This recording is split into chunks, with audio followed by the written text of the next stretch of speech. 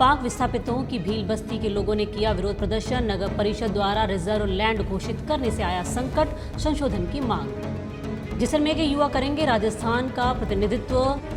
कृषि श्रेणी के उपभोक्ताओं द्वारा विद्युत बिल की राशि बिना ब्याज पेनल्टी के जमा करवाने की तिथि 31 मार्च तक बढ़ाई गई। पर्यावरण सेवकों ने मुकाम मेले में दिया पर्यावरण संरक्षण का संदेश।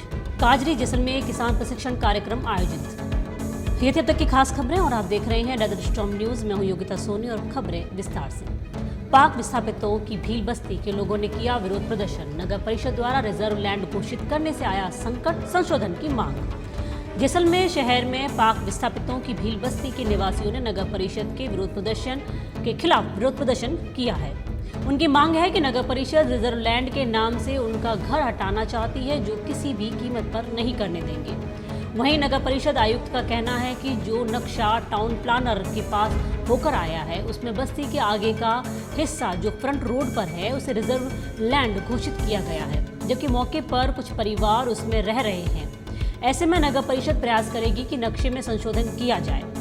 वहीं भील बस्ती के लोगों का कहना है कि नगर परिषद उनके आशियाने उजाड़ना चाहती है। नक्शे में रिजर्व लैंड जबकि परिवार कर रहे निवास। जैसलमेर शहर के ट्रांसपोर्ट नगर चौराहे के पास पाकिस्तान से आए विस्थापितों की भील बस्ती है।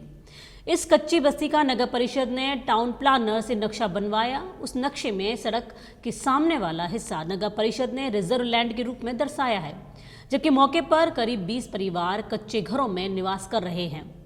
ऐसे में जब नगर परिषद आयुक्त बस्ती के निवासियों से बात करने गए तब पाक विस्थापितों की भील बस्ती के लोगों ने उनका विरोध किया और किसी भी हालत में घर नहीं हटाने की बात कही। जैसलमेर के युवा करेंगे राजस्थान का प्रतिनिधित्व।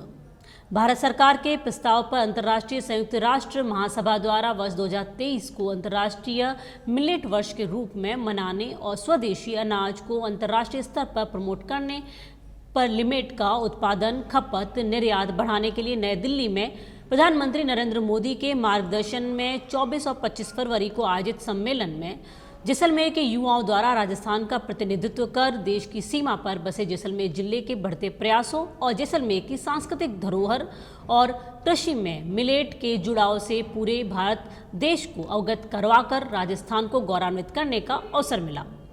राजधानी दिल्ली में आयोजित इस सम्मेलन में राजस्थान के जैसलमेर जिले से सुमेर सिंह सावता और डॉक्टर मनोहर सिंह चांदन के चयन से राजस्थान राज्य के साथ देश में पर्यावरण और ओरण संरक्षण के साथ कृषि और किसानों के विकास के प्रयासों को गति मिलेगी।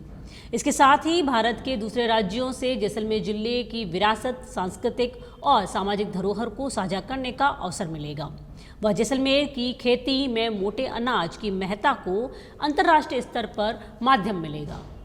सुमेर सिंह सावता ओरण और पर्यावरण संरक्षण के लिए कार्य करते हैं और उत्तम एग्री क्लिनिक के डायरेक्टर डॉक्टर मनोहर सिंह चांदन उत्तम एग्री क्लिनिक के माध्यम से किसानों की जागरूकता और कृषि में नवाचार के लिए प्रयासरत हैं। कृषि श्रेणी के उपभोक्ताओं द्वारा विद्युत बिल की राशि बिना ब्याज पेनल्टी के जमा करवाने की तिथि 31 मार्च तक बढ़ाई गई। राज्य सरकार द्वारा वर्तमान में एमनेस्टी स्कीम और मुख्यमंत्री किसान मंत्री ऊर्जा योजना चलाई जा रही है, जिसके तहत कृषि श्रेणी के उपभोक्ताओं द्वारा विद्युत बिल की राशि बिना ब्याज पेनल्टी के जमा करवाने के लिए निर्धारित तिथि को 31 दिसंबर 2022 थी, जिसको बढ़ाकर अब 31 मार्च 2023 कर दी गई है।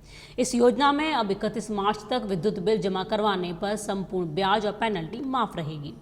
अधीक्षण अभियंता विद्युत JR गर्ग ने बताया कि मुख्यमंत्री किसान मित्र योजना के अंतर्गत 1,000 रुपये प्रति माह और अधिकतम 12,000 रुपये प्रति वर्ष अतिरिक्त अनुदान भी दिया जाएगा।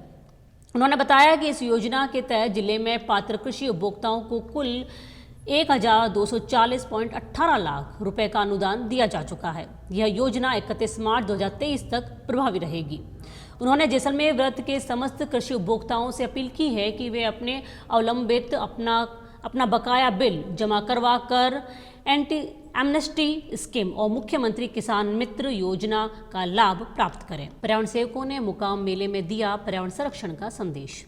जैसलमेर विश्नोई समाज के सबसे बड़े मुकाम मेले में पर्यावरण संरक्षण की टीम ने पूरे मेले को न केवल सिंगल यूज प्लास्टिक मुक्त बनाया, बल्कि मेले में बड़े स्तर पर सफाई अभियान चलाकर मेले को स्वच्छ और सुंदर बनाए रखने में भूमिका निभाई। 17 फरवरी से 21 फरवरी तक समराथल मेले में जैसलमेर क्षेत्र के पर्यावरण सेवकों की टीम में भाप, लोहावट, आऊ, घंटियाली तहसीलों के सदस्य शामिल हुए। पर्यावरण संरक्षण टीम मीडिया प्रभारी रामनिवास मालानी लोहावट ने बताया कि मेले में जिले के विश्नोई समाज के पर्यावरण सेवकों ने अभियान में भाग लेकर पर्यावरण संरक्षण, स्वच्छता और पॉलिथीन का यूज नहीं करने का संदेश दिया। अभियान में अंतर्राष्ट्रीय पर्यावरण वरिष्ठ गोदारा अध्यापक कानासर, राधेश्याम विद खामूराम, ओम प्रकाश कृष्णाराम, बिरदाराम पेमाणी, हरियाय जासोड़ा, गुमानाराम साचोर, व्याख्याता पूर्णाराम खोखर सहित पर्यावरण प्रेमियों ने श्रमदान किया। अभियान में दिन रात कचरा बीन कर सिंगल यूज प्लास्टिक का बहिष्कार किया, साथ ही श्रद्धालुओं को भी जागरूक किया। पर्यावरण सेवकों ने सिंगल यूज प्लास्टिक का बहिष्कार, पर्यावरण संरक्षण के लिए अधिक से अधिक पौधारोपण करने व नशे से दूर रहने का संदेश दिया।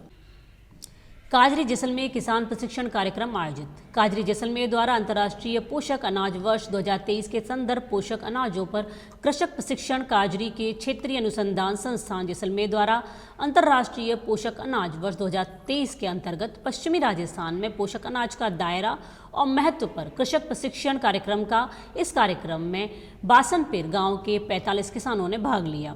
कार्यक्रम में संस्थान के अध्यक्ष डॉक्टर एस.सी. मीना ने अंतर्राष्ट्रीय पोषक अनाज वर्ष 2023 के संदर्भ में विस्तृत जानकारी देते हुए पोषक अनाजों बाजरा, ज्वार, रागी, कटकी, कांगली, कोदो, सांवा, चना आदि की जानकारी दी और उनमें भी आने वाले कीटों के प्रबंधन की नई तकनीक और दवाओं की जानकारी दी। संस्थान के वैज्ञानिक डॉक्टर अभिषेक कुमार ने पोषक अनाजों से मिलने वाले पोषक तत्व, कैल्शियम, आयरन, फाइबर समेत कई न्यूट्रिशंस के बारे में विस्तृत से जानकारी दी।